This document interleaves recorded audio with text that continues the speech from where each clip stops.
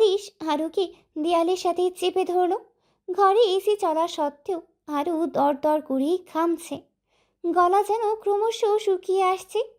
গত রাতেই নিজের বাড়িতে থেকেও আরিশের বিরুদ্ধে কোনো স্টেপ নিতে পারছেই না আরু। আমি চলে গেলে কি তোমার প্রেমিক অভ্রকে ডাকবে নাকি? ভাই, আপনার মাথা খারাপ হয়ে গেছে? আপনি এসব কি যাতা বলছেন নির্লজ্জের মতো? একের পর এক ভুল অভিযোগ করছেন আমার উপর। ও রিয়েলি? তাহলে শপিং মলে যখন ও নোংরামো করতে যাচ্ছিল তখন তুমি তুমি তখন প্রোটেস্ট করলে না কেন? আমি যদি ওখানে না থাকতাম তাহলে তো বেশ ভালোই হতো, তাই না? আরিশের চোখ দুটো লাল হয়ে রয়েছে, আর আরও ভয়ে উটিসুটি হয়ে গেছে। সত্যিই তো, আরিশকে না দেখলে অব্রকে ধাক্কা মারার সাহস পেতই না। তখন কি হতো? তার মানে ওটা আপনি ছিলেন?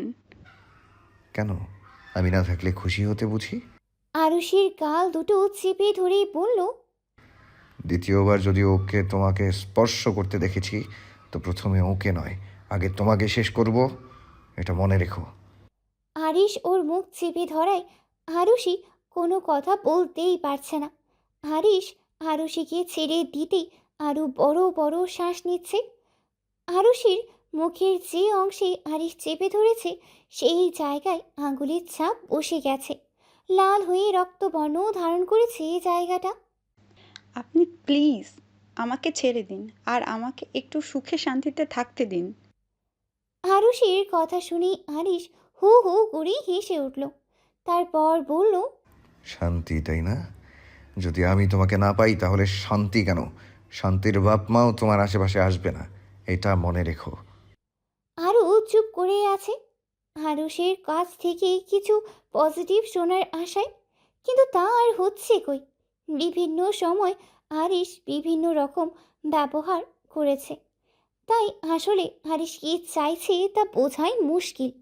আরিশ নরম কণ্ঠে বলল, সরি আরু পাখি, এত রাতে তোমার ঘুমে ডিস্টার্ব করার জন্য। কিন্তু কি আর করব বলো, তোমার ওই প্রেমিক তোমাকে স্পর্শ করছিল, আর আমি কি, আচ্ছা, আর আমি কি করে তা সহ্য করি বলো? তাই তোমাকে দেখতে চলে এলাম আর একটু সাবধান করে দিলাম। তাছাড়া কালকে তো আমাদের গায়ে হলুদ, তাই রেডি থেকো আরু পাখি। আমাদের গায়ে হলুদ মানে? আমাদের মানে বুঝলে না? আমাদের মানে আমার আর তোমার। বিয়েটা তো অনেক আগেই হয়ে গেছে, আর কালকে হলুদ হবে। দেখুন, আপনি এই সমস্ত পাগলামি বন্ধ করুন। চিন্তা করো না, আগে বিয়েটা করি, তারপর সব পাগলামি বন্ধ করে দেব। শুধু তুমি দেখতে থাকো কি কি হয়। আর হ্যাঁ, বলে রাখি, কালকের হলুদের জন্য আমি তোমাকে যেই শাড়িটা পাঠাবো সেই শাড়িটাই তুমি পরবে। যদি অন্য শাড়ি পরতে দেখেছি তো আমি আবার নতুন করে পরিয়ে দেবো আরু পাখি। চিন্তা করো না, আমি কিন্তু বেশ ভালো শাড়ি পরাতে পারি। আচ্ছা বউ, এখন আসি, অনেক রাত হয়েছে, তুমি ঘুমাও। আমার সাথে বিয়ের পর এমনিতেও ঘুমাতে পারবে কিনা তার গ্যারেন্টি আমি দিতে পারছি না। বলেই আরিশ বেলকনির দিকে এগিয়ে যেতেই আরু অবাক হয়ে গেল। আরু আর না বলে থাকতেই পারল না। আপনি ওদিকে কোথায় যাচ্ছেন? কেন? যেখান থেকে এসেছি সেখান দিয়েই যাচ্ছি। আপনি, তার মানে? হ্যাঁ, ঠিকই ভেবেছ, পাইপ দিয়ে উঠেছি। আরে ভালোবাসায় সব কিছু জায়েজ। আরিশ বেলকনির দিকে গিয়ে আবার ফিরে এসে আরুষের কাছে এসে হালকা করে একটা কিস করে চলে যেতেই আরুষি হাফ ছেড়ে যেন বাঁচল। তবে তা বেশিক্ষণ স্থায়ী হলো না। আরিশ আবার এসে ডিপলি কিস করে চলে গেল। যাওয়ার আগে জোরে একটা কামড়ও দিয়েছে। কালকের জন্য রেডি থেকো বউ। আরিশ চলে যেতেই আরও বিছানায় বসে কাঁদতে লাগলো। আমার সাথে ওনার কোন জন্মের শত্রুতা যে উনি আমার সাথে এমন করছেন? আর আমি ওনার কি ক্ষতি করেছি? তখনই ওর ফোনে ফোন আসতেই আরিশের কলটা না চাইতেও ধরলো আরুষি। তোমার কী দোষ সেটা পরে জানতে পারবে আরু পাখি, এখন একদম কাঁদবে না। আর একবার যদি দেখেছি তুমি কেঁদেছো তাহলে আবার কিন্তু আমি তোমার কাছে চলে আসব। আপনি জানলেন কি করে আমি কাঁদছি? সেটা যখন তুমি জানো না, তো এখন আর জানার চেষ্টাও করো না। আরুষি রুমের চারপাশটা একবার চোখ বুলিয়ে নিয়ে দেখতে লাগলো যে সিসিটিভি জাতীয় কিছু আছে কিনা, কিন্তু কোথাও কিচ্ছু দেখতে পেল না। ভুলেও কিছু বোঝার চেষ্টা করো না। যেটুকু জানো সেটুকুতেই খুশি থাকো, আর তাড়াতাড়ি ঘুমিয়ে পড়ো 1 মিনিটের মধ্যে। তোমাকে যেন আর জেগে থাকতে না দেখি। আরুষি ভয়ে ভয়ে ফোনটা কেটে ঘুমিয়ে পড়ল। পরের দিন, সেদিন সারা রাত আরুষি ঘুমাতেই পারেনি। কোনো একটা অজানা ভয় কাজ করছিল ওর। তাহলে কি যা যা বলেছে সত্যি তাই করে দেখাবে? আরুষি মন মরা হয়ে বসে আছে, কারণ কিছুক্ষণ আগে আহানের ফোন এসেছিল। সরি রে আরু, আজকে আমি থাকতে পারছি না তোর হলুদে। কেন ভাইয়া, তোর আবার কি হলো? আর বলিস না, আসলে একটা এমার্জেন্সি অপারেশন আছে। দেরি হলেও তুই আসতে পারবি না? আমি চেষ্টা করব, তাও হয়তো হবে না। আচ্ছা, বাবা তোকে আর কিছু বলেছে? না, আর কিছু বলেনি, তবে আমি বাড়ি থেকে চলে গেলে উনি খুশি হবে, তা আমি জানি। মন খারাপ করিস না, তোর ভাইয়া তোর পাশে সবসময় থাকবে। আরও এবার কেঁদেই ফেলল আহানের কথা শুনে। একদম কাঁদবি না, আমি তাড়াতাড়ি ফেরার চেষ্টা করব। আচ্ছা। মন মরা হয়ে বসে আছে ছাদে। বাড়িতে মেহমানরা সবাই আসতে শুরু করেছে। এত লোকের ভিড়ে আরুর যেন দম বন্ধ হয়ে আসছে। সকাল গড়িয়ে দুপুর হলো, তাও অব্রের থেকে কোনো ফোন আসেনি এখনো। আরও অনেক ভেবেছিল যে অব্রকে কাল রাতের সব কথা জানাবে, কিন্তু সেই সুযোগ এখনো হয়নি। মাঝে মাঝে সকলের মাঝে নিজেকে তুচ্ছ মনে করে আরও নিজেকে। বাবাও তাকে আর আগের মতো ভালোবাসেন না, সব সময় কথা শোনাতেই থাকেন। বিগত কয়েক বছরের এই ঘটনাগুলোর সাথে খুব ভালোভাবেই পরিচিত আরও। কারণটা ওর খুব জানতে ইচ্ছে করে যে উনি আরুর সাথে কেন এরকম ব্যবহার করেন। আহান ওকে খুবই ভালোবাসে, কখনো দুঃখ পেতে দেয়নি। এসব কিছু ভাবতে ভাবতেই সানার ফোন আসতেই মুখে একটা হাসি ফুটিয়ে ফোনটা ধরলো। আরও কিছু বলার আগেই সানা বলতে লাগলো, তোর রিং সাইজ কত? কেন বলতো? আরে বল না। 7.5 সেন্টিমিটার। কিন্তু তুই আমাকে কেন এসব জিজ্ঞাসা করছিস? আরে বলিস না, আজকে জানতে পারলাম যে ভাইয়ার নাকি একটা গার্লফ্রেন্ড আছে, তো তার জন্য রিং কিনবে। আর আজকেই নাকি তাকে দিতে হবে, তাই তার আঙ্গুলের মাপ জানে না। আর সে অনেকটা তোর মতো, তাই তোর কাছ থেকে জানতে চাইছি আর মাপটা নিতে বলল। সানার কথা শুনেই আরও চমকে গেল, কারণ আরিশ ওকে কি বুঝিয়েছে, নাকি এর পিছনে অন্য কোনো কারণ আছে। ও, আচ্ছা রাখছি, পরে কথা হবে, আসছি জানু। তাড়াতাড়ি আসিস, আর তিথিকেও তাড়াতাড়ি আসতে বলিস। ওকে বাবু।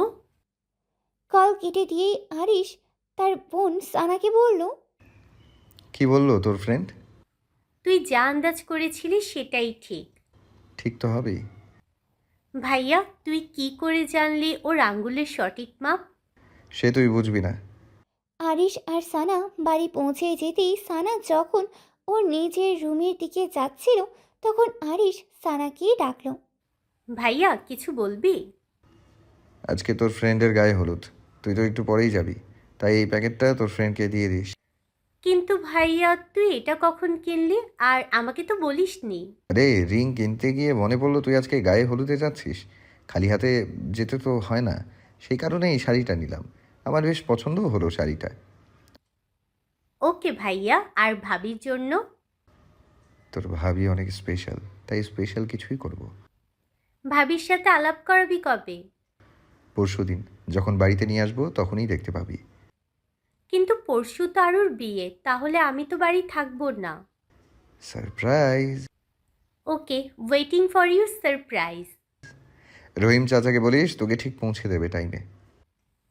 না চিন্তা করিস না, আব্বু মা সবাই যাবে, তোকেও ইনভাইট করেছিল, কিন্তু আমি তোকে যাওয়ার জন্য বলিনি, কারণ এমনিতে তোকে বললে তুই যেতিস না, বেকার আমার মুখ নষ্ট হতো। এই বলেই সানা শাড়ির প্যাকেটটা হাতে ধরে ঘরের মধ্যে চলে গেল। নিজের বিয়েতে আমার বউ নিজেই আমাকে ইনভাইট করেছে, আর তা আমি কি করে না গিয়ে থাকতে পারি? বিয়েটা প্রথমে কেমন জানি খাপছাড়া লাগছিল, তবে এখন বাবা মা যে আজকে যাচ্ছে বিয়েতে, তা ফাইনালি ফুলফিল। আরও অনেকবার আহানকে কল করার চেষ্টা করছে, বারবার কল নট রিচেবল বলছে। এমনিতেই সকাল থেকেই মন খারাপ, তার ওপর আহান আসবে না বলেছে। এই ঘটনাটা আরুকে আরও বেশি কষ্ট দিচ্ছে। আরও সে বারবার আহানকে কল করার চেষ্টা করছে। তখনই দৌড়ে এসে সানা আরুষের গলা জড়িয়ে ধরল। আচমকা এমনটা হওয়ার কারণে আরও বেশ চমকে গেল। জানো, সারপ্রাইজ। একটা থাপ্পড় দেবো, এটা কি আসার সময়? আর এরকম করে কেউ ভয় দেখায়? আমি ভয় পেয়ে গিয়েছিলাম। আর কিসের সারপ্রাইজ এটা? তোকে আমি আরও আগে আসতে বলেছিলাম, আর তুই এখন আসছিস? বরং উল্টো আমার দুঃখটা বাড়িয়ে দিলি। সরি জানু, আমি চেষ্টা করেছি তাড়াতাড়ি আসার, কিন্তু তুই তো জানিস আম্মু তোকে কত ভালোবাসে। তাই তোর জন্য এটা সেটা বানিয়ে আনতে গিয়ে দেরি হয়ে গেছে। আর তাছাড়া বাপি অফিসে ছিল, তার জন্য। যদিও ভাইয়া অফিসে থাকলেও কাজের প্রেশারটা একটু কমেছে, তাও সবটা তো ওর উপর ছেড়ে দেওয়া যায় না, তাই না? আরিশ অফিসে জয়েন করেছে শুনেই আরও খুব অবাক হলো। আরও আমতা আমতা করেই বলল, তো তোর ভাইয়া অফিস জয়েন করেছে? হ্যাঁ রে, আমিও বিশ্বাস করতে পারছি না কত নতুন নতুন পরিবর্তন হচ্ছে ভাইয়ার মধ্যে। প্রথমত ভাইয়া অফিসে যাচ্ছে, আর দ্বিতীয়ত ভাইয়ার একটা গার্লফ্রেন্ড রয়েছে, যা এতদিন বাদে আজকে আমি জানতে পারলাম। আর তৃতীয়, ভাইয়া নাকি কালকে কিছু একটা করবে, সেটা কি ধামাকা টাইপের হবে। আমি কিছু জিজ্ঞাসা করতেই আমাকে বলল যে সেটা নাকি সারপ্রাইজ। সানা কথা যতই শুনছে ততই যেন বারবার আরুর বুকটা মোচড় দিয়ে উঠছে। কারণ আরিশ যে সত্যি বড় কিছু একটা ঘটাবে সেটা আরু বেশ ভালোই বুঝতে পারছে। আরুর ভাবনা ভাঙিয়ে সানা বলতে লাগলো, দেখেছিস তো, কথায় কথায় ভাইয়ার দেওয়া গিফটটাই তোকে দিতে ভুলে গেছি। ভাইয়া অনেকবার বলেছে যেন মনে করে ওটা তোকে দিয়ে দেই। কিসের গিফট? ভাইয়া তোর গায়ে হলুদের জন্য একটা শাড়ি পাঠিয়েছে, অন্যদিন পরে নিস। আচ্ছা, এবার এটা ধর। আরুর হাতে সানা যখন শাড়িটা দিল, আরুর হাত তখন অলরেডি কাঁপাকাঁপি শুরু করে গেছে। শাড়িটা নেওয়ার সময় পাচ্ছেই না, কারণ শাড়িটা নিলেই ওকে যে শাড়িটা পরতে হবে সেটা ও ভালোই জানে। এটা হারিসের অর্ডার, আর শাড়িটা না পরলে হারিস নিজেই পরিয়ে দেবে। আর অভ্রের বাড়ির দেওয়া শাড়ি খুলে যদি অন্য শাড়ি পরতে হয় তো সেটা নিয়ে হাজার কথা উঠবে। তবে যা খুশি হোক, আরও শাড়িটা কোনোভাবেই পরবে না। তুই একটু ওয়েট কর, আমি আম্মুকে ডেকে আনি। আচ্ছা ঠিক আছে, যা, তবে তাড়াতাড়ি আসবি। ওকে। আরও শাড়িটা নিয়ে বসে বসে ভাবছে যে কি করা যায় এখন। তখনই ওর মাথায় এলো একটা প্ল্যান। কোনো রকম আর দেরি না করে টেবিলের ওপরে থাকা কাঁচিটা নিয়ে শাড়িটার ঠিক মাঝখানে এমন একটা অংশে কাটলো যাতে শাড়িটা পরলে শরীরের বিভিন্ন অংশে দৃশ্যমান হয়। ওর যা ভাবা তাই কাজ। তাড়াতাড়ি শাড়িটা কাটলো কাঁচি দিয়ে। অল্পই কাটলো না, নাইলে আরিশ সন্দেহ করবে ওকে। কাটা শাড়ি আরিশ নিশ্চয়ই আরুকে পরতে বলবে না। তখনই আরিশের কাছ থেকে কল এলো। আরিশের থেকে কল আসবে আরও সেটা জানতো, কিন্তু তা যে তৎক্ষণাৎ আসবে সেটাও আন্দাজ করতেই পারেনি। তবুও অনেকটা সাহস নিয়ে ফোনটা ধরলো। শাড়িটা পরেছো আরু পাখি? আসলে হয়েছে কি, শাড়িটা মাঝখানে কাটা আছে, তাই ওটা কোনোভাবেই পরা যাবে না। ও রিয়েলি? তা আমি যখন কিনে আনলাম তখন তো ছিল না। আপনি বিশ্বাস করছেন না কেন? শাড়িটা পরা যাবে না। সেটা ছেঁড়া হোক আর যাই হোক, শাড়িটা ভালোই ভালোই পরে নাও, না হলে আমি পরালে আশা করি ব্যাপারটা ভালো হবে না। হারিসের সাথে আরও কথা বলছে তখনই তিথি ঘরে ঢুকলো। ঘরে ঢুকতেই আরুকে ফোনে কথা বলতে দেখেই তিথি বলে উঠল, জিজুর সাথে কথা বলছিস নাকি? আরিশ ফোনের ওপাশ থেকেই আরুকে বলল। তিথিকে বলো, হ্যাঁ জিজুর সাথেই কথা বলছি। আরু তাও কিচ্ছু বলছে না, চুপ করেই আছে দেখেই আরিশ জড়িয়ে ধমক দিয়ে বলল। বলো হ্যাঁ। আরুষি চমকে উঠে তিথির দিকে তাকিয়ে বলল, হ্যাঁ হ্যাঁ। তুই এত ভয় পাচ্ছিস কেন আরু? আর এরকম ঘামছিসই বা কেন? ফোনের ওপাশ থেকে আরিশ বলল, সত্যি তো? তুমি এত ভয় পাচ্ছ কেন? এখনই ভয় পেয়ে গেলে পরে তো আমার কাছেই আসবে না। তখন তো আমাকে বিবাহিত হয়েও ব্যাচেলর হয়ে থাকতে হবে। আমি এখন রাখছি। সে রাখতে চাইলে রাখো, তবে আমি কিন্তু আসছি। এসে যদি দেখি যে শাড়িটা পরোনি, তো খুব খারাপ হবে। আরুষি তাড়াতাড়ি করে ফোনটা কেটে দিল, কারণ তিথি বা সানা যদি আরিশের কথাটা জানতে পারে তো খারাপ একটা ব্যাপার হবে। অনেকক্ষণ ধরেই আরও বসে আছে অব্রের পাশে। গায়ে হলুদের অনুষ্ঠান এখনো শুরু হয়নি। অব্র ফিসফিস করে আরুর কানের কাছে গিয়ে বলল, looking so hot baby. Please ভদ্রভাবে কথা বলবেন। এতে খারাপের কি আছে? তোমাকে যেরকম লাগছে সেরকমই তো বলছি। আর একটা জাস্ট কমপ্লিমেন্ট ইউ নো। আরু আর কোনো কথা বাড়ালো না অব্রের সাথে। ও জানে অব্রের সাথে কথা বাড়ালে কথা আরও বাড়বে। চারিদিকে বক্স বাজছে, গান হচ্ছে, তিথি সানা তার সঙ্গে আরও সমস্ত কাজিনরাও আছে, আনন্দ করছে সবাই। আর আরিশের মা দূরে দাঁড়িয়ে আরুর মায়ের সঙ্গে কথা বলছেন। আরিশের মা আরুকে খুব ভালোবাসেন, নিজের মেয়ের মতোই মনে করেন তিনি আরুকে। আরিশের সাথে আরুর বিয়ের কথাটা উনি ভেবেছিলেন, তবে তার আগে অব্রের সাথে বিয়েটা পাকা হয়ে যায় ওর। অনুষ্ঠানে এখনও শুরু হয়নি, কারণ আরুর বাবা এখনও এসে পৌঁছালোই না। সানা আরু আর অব্রের হাত ধরে ওদের মাঝখানে গিয়ে বসলো। ওদের সঙ্গে গানের তালে অব্র নাচতে লাগলো। আর আরুকে অনেক জোর করেছে, কিন্তু কেউ নাচাতেই পারেনি। এমনিতেই ওর মন মেজাজ ভালোই নেই। হঠাৎ করে নাচার মধ্যে অব্র এসে আরুর পিঠে ওর হাতটা স্লাইড করতে আরও দূরে সরে গেল। তখন ওয়েটারের সাথে আরুর ধাক্কা লেগে সমস্ত ড্রিঙ্কস আর জুসগুলো আরুর শাড়ির উপরেই পড়ল। সরি সরি আপু, দেখতে পাইনি। ভাইয়া, ইটস ওকে। আর আমিও দেখতে পাইনি আপনি আসছেন। ইটস ওকে মানে? এই ওয়েটার, আপনি কেন ওর গায়ে ফেলবেন জুসটা? দেখে চলতে পারেন না? অব্র আরও বাজে কথা ওয়েটারকে শোনাতে লাগলো। আরও কখনো ভাবতেই পারেনি যে অব্র এরকম একটা আচরণ করবে। তবে ওয়েটারটা আশা করি অব্রের কথায় কিছু মনেই করেনি, কারণ আরিশ আরুর গায়ে জুসটা ফেলার জন্য ওয়েটারকে ভালো অ্যামাউন্টের টাকা দিয়েছে। আরু, তুই ড্রেসটা চেঞ্জ করে আয়। হুম। চল, আমি তোর সঙ্গে যাচ্ছি। আমি যাচ্ছি ওর সঙ্গে। আরুর অব্রের ওপর অনেক রাগ হয়েছে ওর সাথে এমন খারাপ ব্যবহার করার কারণে। তাই আরু রেগে গিয়ে বলল, কাউকে যেতে হবে না, আমি একাই যেতে পারবো। বলেই আরও নিজের ঘরের দিকে চলে যেতে লাগলো। রুমে ঢুকতেই দরজা দিতেই দেখলো সোফাতে পায়ের উপর পা তুলে আরিশ বসে আছে, আর মুখে সেই হাসি যা আরুর গোটা শরীর জুড়ে শিহরণ বইয়ে দেওয়ার জন্য যথেষ্ট। আরিশকে দেখেই দরজা খুলে পালাতে গেলে আরিশ খপ করে আরুর হাতটা ধরে কোলে তুলে নিয়ে রুমের মাঝে দাঁড় করিয়ে দিল। আরুকে কিছু বলার সুযোগ না দিয়েই এক টানে গা থেকে শাড়িটা খুলে দিল। আরু ভয়ে এখন কাঁপছে, কিন্তু কি করবে ও এখন? আরিশ আরুর উন্মুক্ত কোমরটা ধরে ওর কাছে আরুকে মিশিয়ে নিল। আরুর মুখের থুতনিটা ধরে আরিশ বলতে লাগলো, লজ্জা লাগছে এবার? খুব লজ্জা। আরু থর থর করেই কাঁপছে। কিছু বলবে তার আগে আরিশ ও ঠোঁটে একটা কামড় বসালো। কামড় বসাতেই আরু আরিশকে ধাক্কা মেরে দূরে সরিয়ে দিল। আরু আরিশকে ধাক্কা মারলো। আপনি কি পাগল হয়ে গিয়েছেন? কেন এই সমস্ত পাগলামি করছেন? আর কোনো সাধারণ মানুষ এরকম পাগলামি করে না।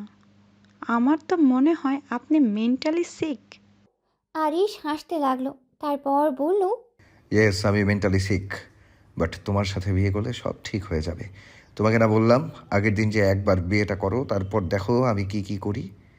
আরুষি আরিশের জামার কলার ধরে বলতে লাগলো, আপনি প্লিজ আমার জীবন থেকে চলে যান।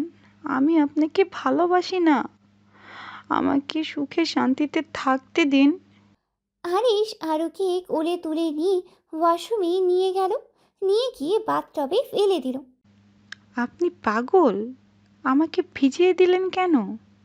আরিশ আরুর প্রশ্নের জবাব না দিয়েই বলল, ওয়েট আরু পাখি, আগে গায়ে হলুদের সেরিমনিটা কমপ্লিট করি। এই বলেই আরিশ ওয়াশরুম থেকে বেরিয়ে রুমের ভিতরে গিয়ে বাড়ি থেকে আনা হলুদের বাটি আর ওর দেয়া গায়ে হলুদের শাড়িটা নিয়ে ওয়াশরুমেই ঢুকলো। আরও উঠে দাঁড়ালো। তখন আরিশ ওয়াশরুমের দরজা লক করে দিল ভিতর থেকে। পালানোর চেষ্টা করো না আরু পাখি, গায়ে হলুদ আগে হোক, তারপরে যা খুশি করো। এদিকে আসো তো দেখি, আমার বউটাকে আগে হলুদ লাগাই। আপনি একদম আমাকে টাচ করবেন না, বলে দিলাম। তোমার শরীরের কোথায় কোথায় টাচ করিনি তুমি সেটা আমাকে শুধু বলো। আরিশের কথা শুনে আরু ঘাবড়িয়ে গেল। চুপচাপ দাঁড়িয়ে রয়েছে এক কোণে। আরিশ ওর দিকে এগিয়ে যেতেই আরু পিছিয়ে গেল। অবশেষে দেয়ালের সাথে পিঠ ঠেকে গেল আরুর। কেন সবসময় চেষ্টা করো আমার থেকে পালানোর?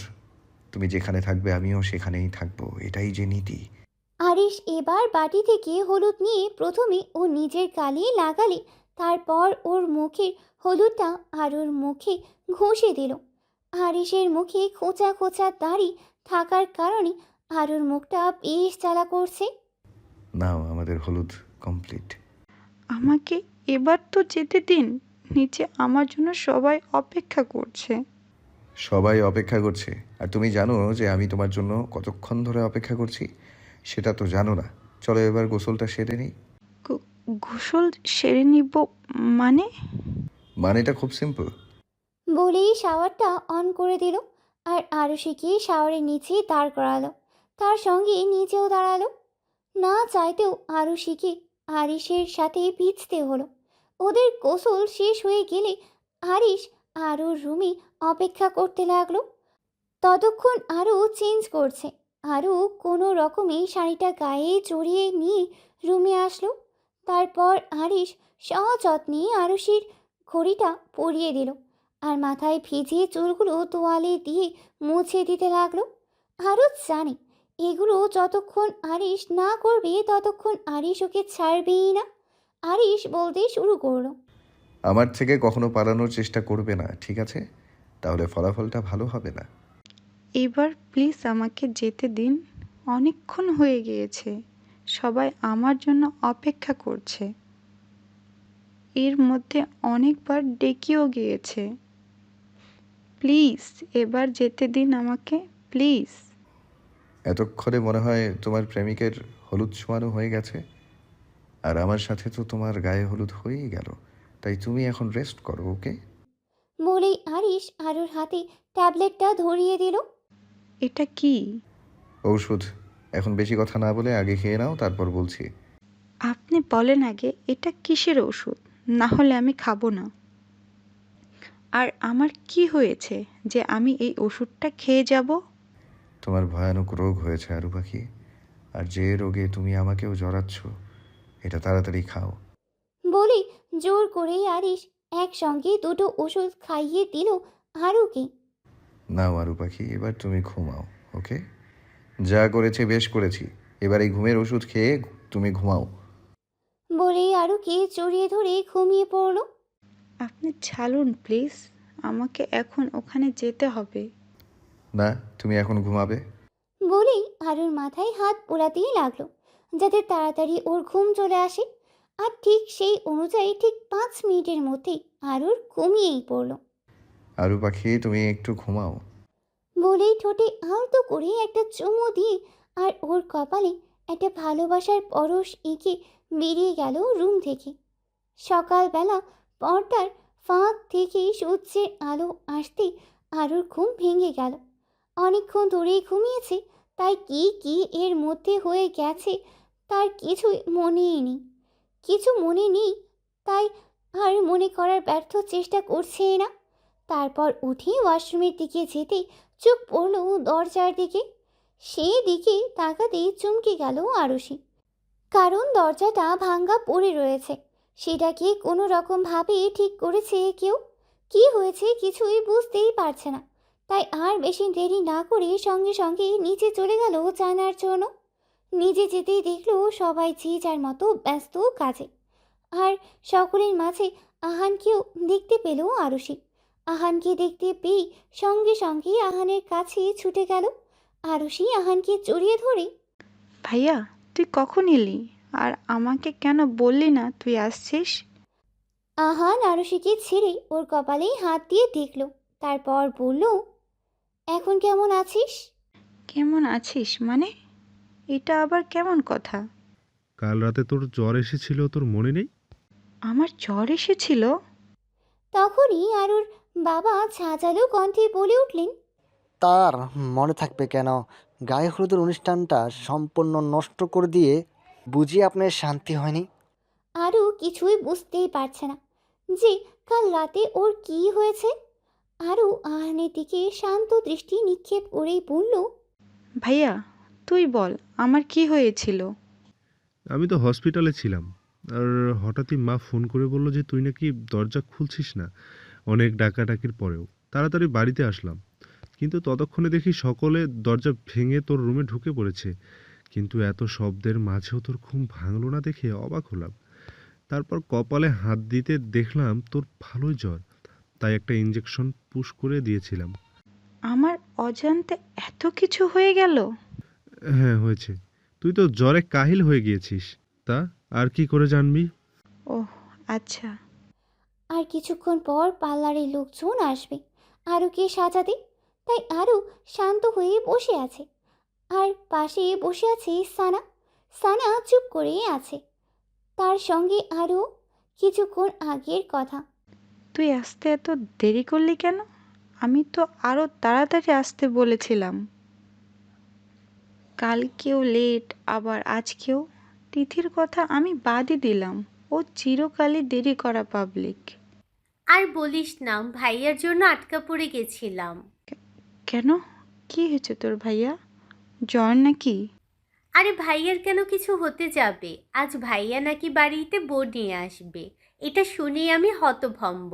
আমার তো বিশ্বাসই হচ্ছে না। কালকেই শুনলাম ভাইয়ার গার্লফ্রেন্ড আছে, আর আজকে বউ নিয়ে আসবে তাকে। আমি সত্যি কিছু বুঝতে পারছি না ভাইয়ার কি হয়েছে। মার বাবাও বেশ অবাক। কি হবে এখন জানি না। বাড়ি থেকে এটা বলে বেরিয়েছে, আর কিছুই তো বলল না। ভয়ে আরুর গলা শুকিয়ে কাঠ। একটা কথা বলারও সাহসই পাচ্ছে না। কী বা বলবে? কারণ বিপদ যে আসন্ন সেটা ওর আর বুঝতে বাকি নেই। আগের দিন যা কাণ্ড ঘটিয়ে গায়ে ওর হলুদের অনুষ্ঠান নষ্ট করেছে, তা দেখে আরিসের পক্ষে যে বাদ বাকি কাজও সম্ভব এটা নতুন কোনো কাজ নয়, সেটাও এখন বেশ ভালোই বুঝতে পারছি আরও। ব্যাপারটা যত নর্মাল লাগছে ততটা নয়। আমার তো এবার খুব চিন্তা হচ্ছে যে ভাইয়া কাকে না কাকে বিয়ে করে নিয়ে চলে আসবে। তখন আরেকটা সমস্যা হবে। না জানি সে কেমন হবে। তারপর থেকে আরও বেশ চুপচাপ। কোনো কথা ওর মুখ থেকে বের হচ্ছেই না। বিয়েটা বাড়িতে আনুষ্ঠানিকভাবেই হবে। সকল সাজ সরঞ্জাম রেডি। আহান কোনো কিছুতেই কোনো ত্রুটিই দেখেনি। আহানের নয়নের মণি আরও কখনো কষ্ট পেতে দেয়নি নিজের বোনকে। আর সেখানে ছোটবেলার বিয়েতে কিভাবে কোনো ভুল ত্রুটি করে। পার্লারের লোক অনেকক্ষণ আরুকে সাজিয়ে রেখে চলে গেছে। ঘরের মধ্যে আরও একা বসে রয়েছে। একটু আগেই বর এসেছে শব্দ শুনে সানা, তিথি আর ওর কাজিন সহ সবাই সেখানেই গেছে। বুকের ভেতর ধুকপুকানিটা ক্রমশ বেড়েই চলেছে। একরাশ ভয় কাজ করছে আরুর। আর তার কারণ, আরিশ যদি ওর জেদ বজায় রাখতে বিয়েটা ভেঙে দেয় তখন কি হবে? হঠাৎ ওর নিস্তব্ধতা ভেঙে আরিশের ফোন এলো। আরুষি ভেবেই রেখেছে যে কোনোভাবেই কলটা ধরবেই না। ধরলেই ওকে আরিশের চক্রান্তের শিকার হতে হবে। কথা বললেই আরিশ ওকে থ্রেট দিবে বিয়ে করার জন্য। আর এই ভুলটা আরও দ্বিতীয়বার করবে না। বরাবরই আরিশ ফোন করেই চলেছে, কিন্তু আরও কোনোভাবেই ফোন ধরছেই না। ফোনে মেসেজের টুং টুং আওয়াজ কানে ভেসে আসতেই ফোনটা ধরলো আরও। একটা ভয়েস মেসেজ। ফোনটা ধরো, না হলে আমি কিন্তু দরজা ভেঙে ঢুকে যাব। এমনিতেও দরজাটা অনেকটাই ভাঙা, তাই ঢুকতে বেশি অসুবিধা হবে না, তুমি বুঝতেই পারছো আশা করি। তাই আর দেরি করো না, আরেকবার কল করব, কলটা যেন রিসিভ হয়। আরও ভয়ে ভয়ে কলটা ধরলো। ফোন ধরতে আরিশ নরম কণ্ঠেই কথা বলতে লাগলো, যেন কোনো কিছুই হয়নি এতক্ষণ। তোমাকে কিন্তু খুব সুন্দর লাগছে আরু পাখি। আমি তো চোখ ফেরাতেই পারছি না, শুধু তাড়াতাড়ি তোমাকে বিয়ে করার অপেক্ষা। আসছি আমি, অপেক্ষা করো, ভালোবাসি আমি। তারপর আর কিছুই বলল না আরিশ, কলটা কেটে দিল। ফোনটা কেটে দিয়ে নিস্তব্ধ হয়ে বসে রইল আরও। চোখ থেকে কয়েক ফোঁটা জল অজান্তেই গড়িয়ে পড়ল। এবার কি হবে? গোটা বিয়ে বাড়ি নিস্তব্ধ। একটা পিন পড়লেও যেন তার শব্দ শোনা যাবে এরকম। কারোর মুখেই কোনো কথা নেই। সবাই যেন বাখারা হয়ে গেছে। সকলের সাথে চুপ করে আছে আরু, আর তার সঙ্গে ওর গোটা পরিবার। আহান রাগ করে অনেকক্ষণ আগেই বেরিয়ে গেছে। ওর মা ঘরে নিজেকে বন্ধ করে রেখে কান্নাকাটি করছেন ক্রমাগত। ওর বাবার মুখে একরাশ হতাশা আর রাগ। সকলের মাঝখানে বসে আছে আরিশ, মুখে ডেভিল মার্কা হাসি নিয়ে। কিছুক্ষণ আগের কথা, আরুকে অব্রের পাশে বসানো হয়েছে। সামনে কাজী বসে আছেন। বিয়ে পড়ানো কিছুক্ষণের মধ্যেই শুরু হবে। সব আত্মীয় স্বজন ভিড় করে রয়েছে। সকলের নজর নতুন বর আর কনের উপর। আরুর বাবাকে আজ বেশ খুশি দেখাচ্ছে। আরুকে খুব একটা স্নেহের চোখে না দেখলেও এই বিয়েটা নিয়ে তিনি যে বেশ খুশি তা সহজেই বোঝা যাচ্ছে। আরুর বুকের ভেতর টিপ টিপ করছে ভয়। অব্র পাশে বসে থাকলেও সাহস করতেই পারছে না, আর না পারছে অব্রর সঙ্গে কথা বলতে। অব্রর সাথে কথা হলে সবটা খুলে বলতো, কিন্তু তা হয়নি। আগের দিন অব্র আরুর সঙ্গে যা ব্যবহার করেছে তারপরেও অব্র আরুকে সরি পর্যন্ত বলেনি, এমনকি সারা দিনে ফোনও করেনি। আরও ভেবেছে গায়ে হলুদের অনুষ্ঠান নষ্ট হয়ে যাওয়ার কারণে অব্র ফোন করেনি, কিন্তু কেন করেনি সেই সঠিক কারণটা এখনও সে জানে না। কাজী এবার বিয়ে পড়ানো শুরু করলেন। রেজিস্ট্রি পেপারে সই করে অব্র 3 বার কবুল বলল, বেশ হাসি মুখে। বিয়েটা নিয়ে সে বেশ খুশি। এবার আরুর পালা। বিনতে আরশি রহমান, তুমি কি অব্র মাহাতের সাথে এই বিয়েতে কবুল? যদি কবুল হও তাহলে বলো কবুল। আরশির রেজিস্ট্রি এখনও বাকি। আরুর বাবা চেয়েছিলেন যে আরু প্রথমে কবুল বলুক, তাই তার কথা মতোই আরশির সইটা এখনও বাকিই আছে।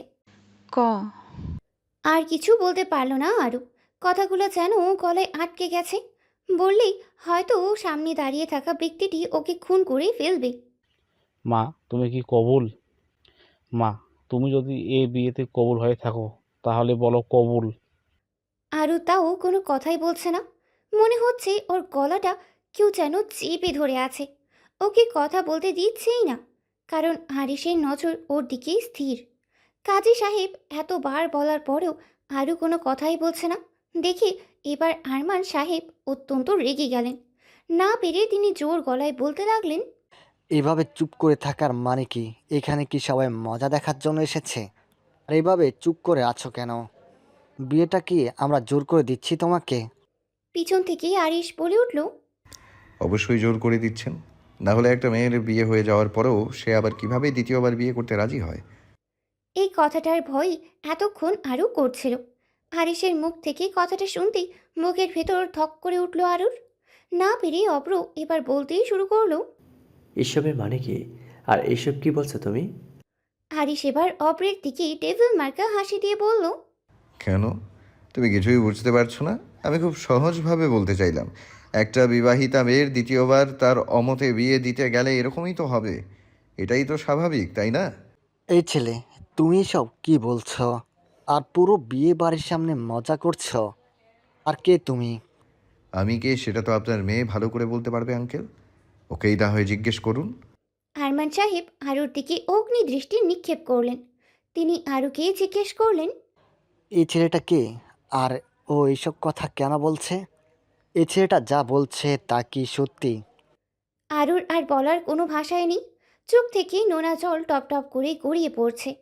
এই দিনটাই বাকি ছিল যেখানে গোটা বিয়ে বাড়ির লোকের সামনে তাকে এভাবে অপমানিত হতে হচ্ছে। আহানও আর না পেরে বলল, কিরে চুপ করে আছিস কেন? বল, উনি যা বলছেন তা কি সত্যি? আরও কোনো কথাই বলছে না, শুধু নির্বাক হয়ে চোখে জল ফেলছে। আর বলবেই বা কি? কারণ আরিশ যা বলছে সবই তো সত্যি। ওর সঙ্গে সত্যি তো আরিশের বিয়ে হয়ে গেছে। আসলে ও বলতে লজ্জা পাচ্ছে। আমি বলছি আপনাদের, এবং প্রমাণও দেখাচ্ছি। এই বলেই আরিশ তার আর আরুর ম্যারেজ সার্টিফিকেটটা সকলের সামনেই দেখালো, যেখানে স্পষ্ট দুজনের সই রয়েছে। আর সাক্ষী হিসেবে রয়েছে আরিশের এক বন্ধু। সানা আরিশের কাছে এগিয়ে এসে বলল, ভাইয়া তুই এসব কি বলছিস? তোর মাথা ঠিক আছে? সানা, তুই তো জানিস তোর ভাইয়া কখনো মিথ্যে কথা বলে না। তুই নিজেই দেখ আমার আর আরু পাখির বিয়ের পেপারগুলো। সানা সহ আরুর বাবা, আহান, অব্র সবাই পেপারগুলো দেখতে লাগলো। তারপর বুঝতে পারলো যে সত্যিই তাদের বিয়ে হয়ে গেছে।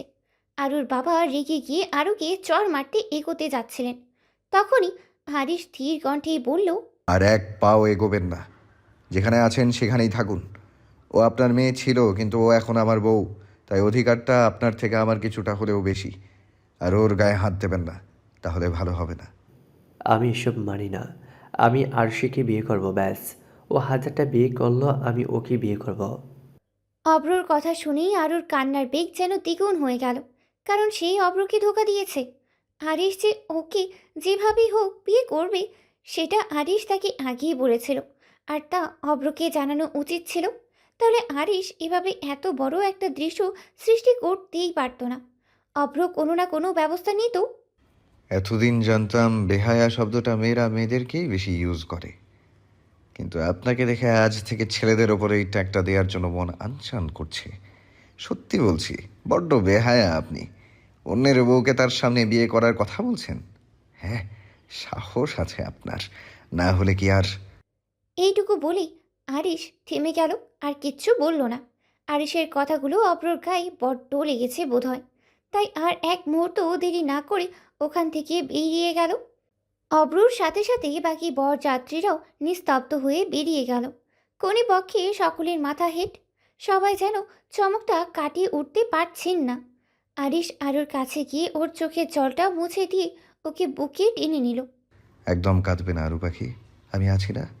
যতদিন আমি থাকবো কেউ তোমার কোনো ক্ষতি করতে পারবে না। বর্তমানে আরু পাখি, চলো, অনেক দেরি হয়ে গেছে। মা আর বাবা আমাদের জন্য বাড়িতে অপেক্ষা করছে। সানা আগেই চলে গেছে সব কিছু রেডি করার জন্য। নিজের বেস্ট ফ্রেন্ড বাড়িতে ভাবি হয়ে যাচ্ছে, তাই প্রচুর এক্সাইটমেন্ট কাজ করছে ওর মধ্যে। আরও নিস্তব্ধ হয়ে চুপচাপ হয়ে দাঁড়ালো, কারণ না চাইলেও আরিশের সঙ্গে ওকে যেতেই হবে। আর না চাইলেও আরিশ জোর করে ওকে নিয়ে যাবে। আরিশ যে তার জীবনটাকে ধ্বংস করার জন্য এত কিছু করছে, সেটা বেশ ভালোই বুঝতে পারছি আরও আর কোনো পিছুটা না রেখে আরিশের সঙ্গে হাঁটতে লাগলো। আরুষি দরজার কাছে যেতেই আরমান সাহেব কড়া কণ্ঠে বলে উঠলেন, একবার এই বাড়ি থেকে চলে যাচ্ছ, মনে রেখো এই বাড়ির দরজা তোমার জন্য চিরকালের জন্য বন্ধ। আরও একবার পিছন ফিরে ওর বাবার দিকে তাকালো। চোখের জলটাও যেন আর আড়াল হতেই চাইল না, গড়িয়ে পড়লো এক কোণা থেকে। এক মনে গাড়ি চালাচ্ছে আরিশ। বেশ সুন্দর একটা রোমান্টিক গান বাজছে গাড়িতে, আর মাঝে মাঝে কানের তালে গুনগুন করে গানটার সাথে সুর মেলাচ্ছে। আরিশের মনের কোন বিশেষ কিছু পাওয়ার একরাশ আনন্দ হচ্ছে। এখন আর বলতে বাকি রাখে না। হঠাৎই গাড়ি অন্যদিকে ব্যাগ নিতেই হারু বলে উঠল, আপনি এই রাস্তায় যাচ্ছেন কেন? আপনার বাড়ি তো এদিকে না। আমরা তো রাস্তা পার করে চলে এসেছি অন্যদিকে। আরিশ জোরে জোরে হাসতে লাগলো। তারপর বলল, শ্বশুরবাড়ির রাস্তাটা তো ভালোই চিনে রেখেছো দেখছি। বেশ ভালো, পথ ভুলবে না কখনো, আর আমি কখনো ভুলতেও দেব না। আমরা তার মানে আপনার বাড়ি যাচ্ছি না? একদমই তাই। আপনি তাহলে আমাকে কোথায় নিয়ে যাচ্ছেন? আরিশ আরুর কানের কাছে এসে ফিস ফিস করেই বলল, আপনি প্লিজ আমাকে এখানে নামিয়ে দিন। আমি আপনার সাথে কোথাও যাব না। তুমি না চাইলেও আমার সাথে যাবে, যেমনটা এতদিন তুমি না চাইতেও হয়ে আসছে। আর না চাইলেও ভালোবাসতে হবে আমাকে। আর তুমি তো দেখছি সত্যি ভয় পেয়ে গেলে। আরিশ কথাটা বলতে বলতে গাড়িটা থেমে গেল একটা ফার্ম হাউসের সামনে। এটা কোথায়? চলো, গেলেই দেখতে পাবে কোথায়। আমি কোথাও যাব না। আমি এখানেই বসে থাকবো। তুমি কোথায় থাকবে না থাকবে সেটা তো আমি দেখব। বলেই আরুকে গাড়ি থেকে নামিয়ে কোলে তুলে নিল। বাড়ির ভেতরেই ঢুকতেই আরুর বেশ একটু ভয় ভয় লাগলো, কারণ সারা বাড়িতে কেউ নেই, একটা সার্ভেন্ট অবধিও নেই। ঢোকার সময় দারোয়ানকে দেখেছিল আর কাউকেই দেখেনি। আরিশ একটা রুমের ভিতরেই ঢুকলো। দরজাটা আগে থেকেই খোলা ছিল, হয়তো ওরা আসবে সেটা বাড়ির সার্ভেন্ট খুব ভালোভাবেই জানতো, তাই জন্যই খুব পরিপাটি করে গুছিয়ে রেখেছে সব কিছু। রুমে ঢুকতেই আরিশ আরুকে বিছানার উপরেই শুইয়ে দিল। হাতে কিছু নরম বস্তু স্পর্শ হতেই আরু সেদিকে তাকিয়ে দেখল গোলাপের পাপড়িতেই সাজানো বিছানাটা, আর ঘরটার ডেকোরেশনটাও সেরকমভাবেই করা। আরিশ আরুর পাশে বসে আরুর দিকে ঝুঁকে গেল। দুজনের মাঝখানের দূরত্বটা এতই কম যে আরিশের মুখের নিঃশ্বাসগুলো আরুর মুখের ওপর এসে পড়ছে। আরু পাখি, পছন্দ হয়েছে ডেকোরেশন? এসবের মানে কি? আরিশ আঙ্গুল দিয়ে আরুর ঠোঁট দুটোকে আলতো করে স্পর্শ করে বলে, কিছুই বুঝতে পারছো না আরু পাখি, যে এসব কেন? আজ তোমার আর আমার বাসর মনে নেই? ভয়ে আরুর গলা শুকিয়ে কাঠ হয়ে যাচ্ছে। আরুর অবস্থা দেখেই আরিশ বলল, এখনই ভয় পেয়ে গেলে চলবে? এখনো তো অনেক কিছুই বাকি। এই ভালো এই খারাপ, ও প্রেম মানে মিষ্টি পা, চলো মানে মানে দিয়ে ফেলি ডুব, তুমি আমি মিলে দুজনেই মনটাকে বেঁধে ফেলি সাত পাকে, চলো ছোটখাটো করি ভুল চুক, তুমি আমি মিলে সাজিয়েছি ছোট্ট এক ফালি সুখ, রাজি আছি আজকে বৃষ্টি নামুক, তুমি আমি ভিজবো দুজনে খুব, ভরসা দিলে